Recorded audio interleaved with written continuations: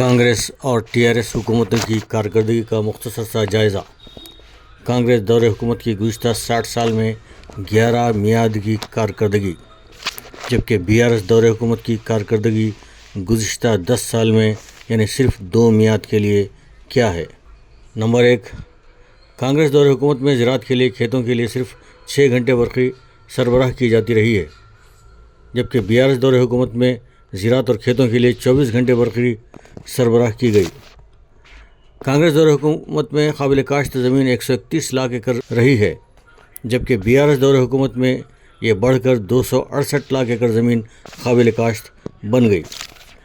کانگریس دور حکومت میں دھان کی پیداوار 68 لاکھ ٹن رہی ہے، بی آر ایس دور حکومت میں یہ پیداوار بڑھ کر 3 کروڑ 50 لاکھ ٹن ہو چکی ہے۔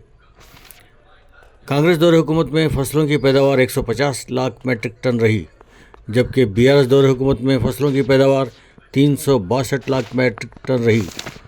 کانگریس دور حکومت میں فی کس سالانہ آمدنی 1,24,104 روپے رہی، جبکہ بی آر ایس دور حکومت میں فی کس سالانہ آمدنی 3,17,115 روپے رہی۔ کانگریس دور حکومت میں آئی ٹی ایکسپورٹ 57,258 کروڑ روپے کا رہا۔ بی آر ایس دور حکومت میں آئی ٹی ایکسپورٹ 2,41,275 کروڑ روپے رہا۔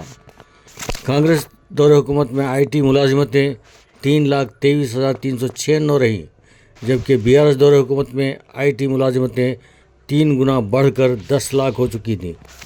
کانگریس دور حکومت میں برقی پیداوار 7,778 میگا واٹ رہا۔ بی آر ایس دور حکومت میں برقی پیداوار 18,567 میگا واٹ رہا۔ کانگریس دور حکومت میں قابل ذکر ذخائر آب کی تعداد 41 تھی۔ بی آر ایس دور حکومت میں قابل ذکر ذخائر آب کی تعداد 157 ہوئی۔ کانگریس دور حکومت میں سڑکوں کی تعمیرات 6,762 کلومیٹر ہوئیں۔ بی آر ایس دور حکومت میں سڑکوں کی تعمیرات بڑھ کر 13,214 کلومیٹر ہوئیں۔ کانگریس دور حکومت میں میڈیکل کالجز کی تعداد صرف 5 تھی۔ بی آر ایس دور حکومت میں میڈیکل کالجز کی تعداد بڑھ کر 34 ہو گئی۔ کانگریس دور حکومت میں سرکاری رہائشی اسکولز 293 تھے۔ بی آر ایس دور حکومت میں سرکاری رہائشی اسکولز 1022 ہوئے۔ کانگریس دور حکومت میں سرکاری رہائشی اسکولز برائے اقلیت صرف 12 تھے۔ بی آر ایس دور حکومت میں سرکاری رہائشی اسکولز برائے اقلیت 204 ہو گئے۔ کانگریس دور حکومت میں اقلیتی بجٹ صرف 500 کروڑ تھا۔ بی آر ایس دور حکومت میں اقلیتی بجٹ 2200 کروڑ روپے ہوا۔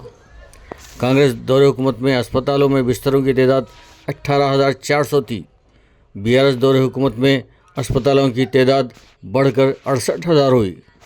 کانگریس دور حکومت میں زچگی شرح اموات 92 رہی، جبکہ بی آر ایس دور حکومت میں زچگی شرح اموات صرف 43 ہوئی۔ کانگریس دور حکومت میں بچوں کی شرح اموات 39 رہی۔ بی آر ایس دور حکومت میں بچوں کی شرح اموات 21 ہوئی۔ کانگریس دور حکومت میں سطح غربت سے نیچے زندگی گزارنے والے 14% رہے۔ بی آر ایس دور حکومت میں سطح غربت سے نیچے زندگی گزارنے والے 5.8% ہوئے۔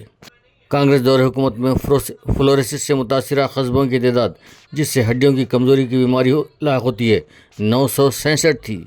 بی آر ایس دور حکومت میں فلوریسس سے متاثرہ قصبوں کی تعداد ہیلتھ کی کارروائیوں کے سبب ایک بھی باقی نہ رہی۔ اس کے باوجود اگر ٹی آر ایس الیکشن میں کمزور مظاہرہ کرتی ہو تو اس میں اقلیتی نمائندوں کی غیر کارکردگی اور فیک میڈیا نمائندوں پر بھروسہ اور پارٹی کارکنوں نے پارٹی ڈیولپمنٹ کی جگہ اپنے خود کا ڈیولپمنٹ پر زیادہ توجہ دی ہے۔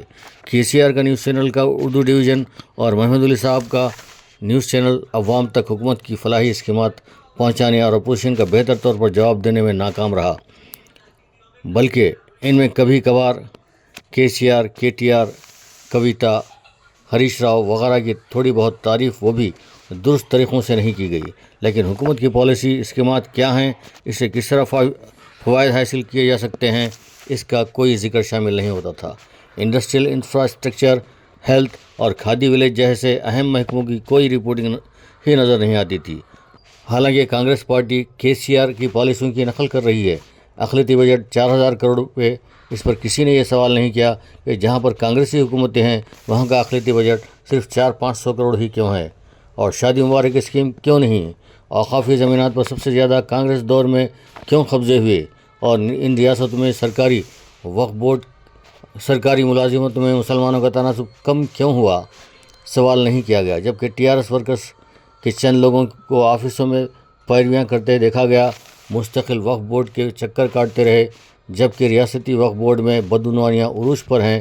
کانگریس نے اس پر بھی سوال اٹھائے، بلکہ کانگریس نے لینکو ہل پر بھی سوال اٹھائے اور کئی ہزار کروڑ کا نقصان کی وجہ TRS حکومت کو ثابت کیا، لیکن وقف بورڈ کے کسی عہدیدار نے یہ نہیں کہا کہ نقصان تو کانگریسی چیف منسٹر کی جانب سے وقف بورڈ کے خلاف حلف نامہ داخل کرنے سے ہوا ہے، اور کسی نے بھی کانگریس دور حکومت میں ہوئے اوقافی جائیدادوں پر قبضوں پر مؤثر انداز میں جواب نہیں دیا۔